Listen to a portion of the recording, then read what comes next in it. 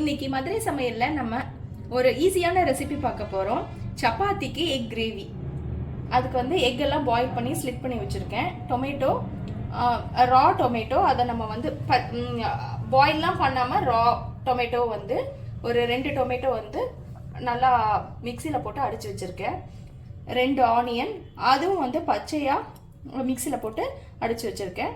இஞ்சி பூண்டு அதையும் பேஸ்ட் பண்ணி வச்சிருக்கேன்.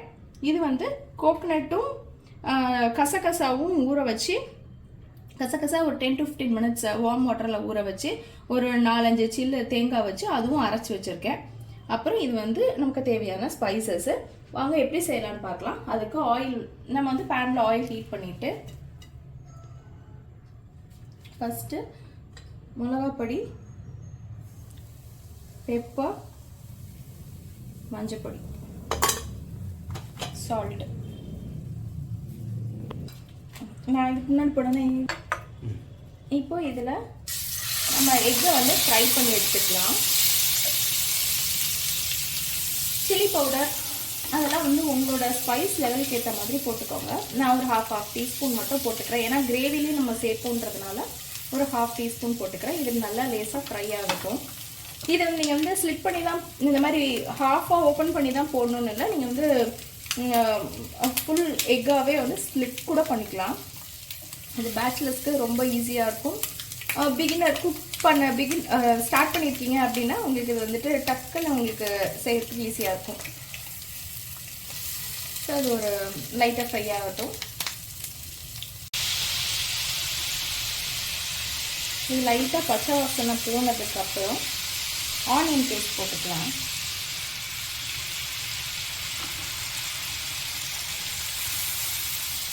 ஹோல் கரம் மசாலா நான் ஆட் பண்ணல. அதை நான் வந்து கரம் மசாலா பவுடராகவே போட்டுக்கிறேன். அதுவே போதுமானது.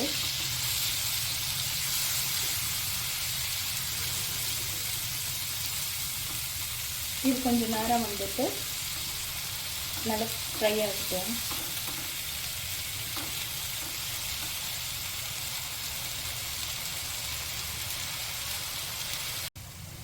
இப்போ நம்ம வேண்டிய ஸ்பைஸ்லாம் ஆட் பண்ணிக்கலாம். ஒரு 1/4 டீஸ்பூன் டர்மரிக் பவுடர். உங்கள் ஸ்பைஸ் லெவலுக்கு ஏற்ற மாதிரி சில்லி பவுடர் ஆட் பண்ணிக்கோங்க. நான் ஒரு 1 டீஸ்பூன் ஆட் பண்ணிக்கிறேன். ஒரு 1.5 டீஸ்பூன் வந்து கரம் மசாலா பவுடர். அதுக்கப்புறம் கோரியாண்டர் பவுடர் நல்ல ஒரு 1.5 டீஸ்பூன். பெப்பர் பவுடர் ஒரு 1/2 டீஸ்பூன் போட்டு நல்லா இதை வந்துட்டு வதக்கிட்டு இப்போ டொமேட்டோ பேஸ்ட் ஆட் பண்ணிக்கலாம்.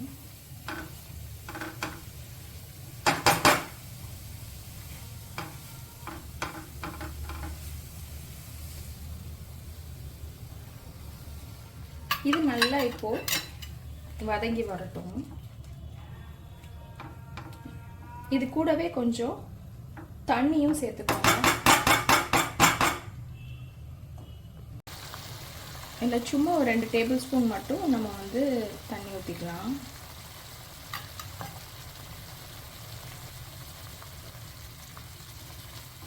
இது நல்லா குக் ஆகி பச்சை வாசனைலாம் போகட்டும்.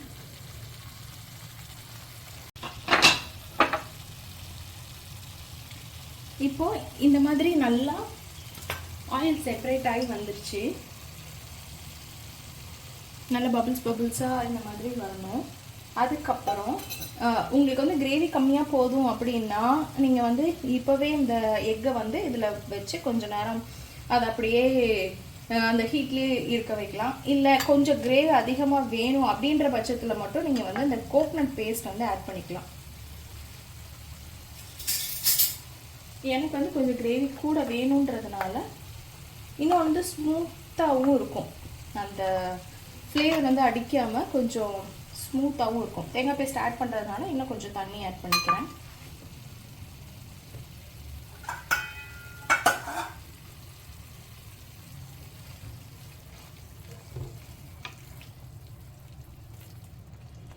இப்போ இது நல்லா மறுபடியும் அதே மாதிரி குக் ஆகட்டும். இப்போ அந்த கோகனட் பேஸ்ட் வந்துட்டு நல்லா மிக்ஸ் ஆயிடுச்சு. நம்ம இப்போ இந்த எக்ஸை வந்து எடுத்து வச்சுக்கலாம்.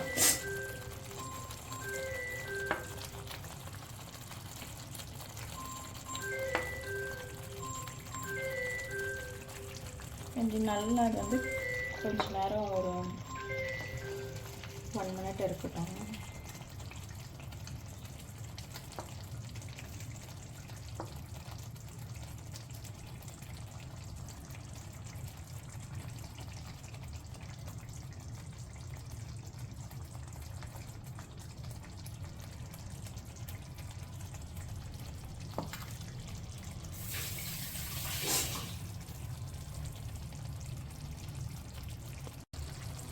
இப்போ இதை நல்லா கொஞ்ச நேரம் எக் வந்து அந்த மசாலாவில் நல்லா இதாகிடுச்சு.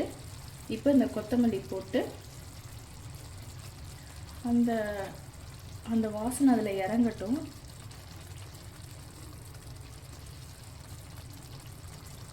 போட்டு அப்படியே க்ளோஸ் பண்ணிவிட்டு ஆஃப் பண்ணிடலாம். இப்போ நம்ம வந்து ஆயில் தட்கா வந்து ரெடி பண்ணணும். இப்போது நம்ம ஃப்ளேம் வந்து ரொம்ப கம்மியாக வச்சுட்டு இதில் கொஞ்சம் மஞ்சள் பொடி, இதில் கொஞ்சம் காஷ்மீரி சில்லி பவுடர், கொஞ்சம் பெப்பர் பவுடர் நம்ம வந்து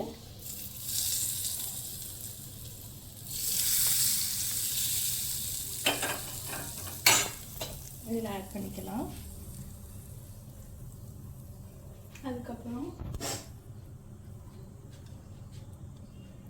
நல்லா அதை லைட்டாக மிக்ஸ் பண்ணி விட்டுருங்க. இப்போ ஆயில் தட்கா போட்டதுக்கப்புறம் இது ரொம்ப வந்துட்டு யம்மி அண்ட் டேஸ்டி ஆயிடுச்சு.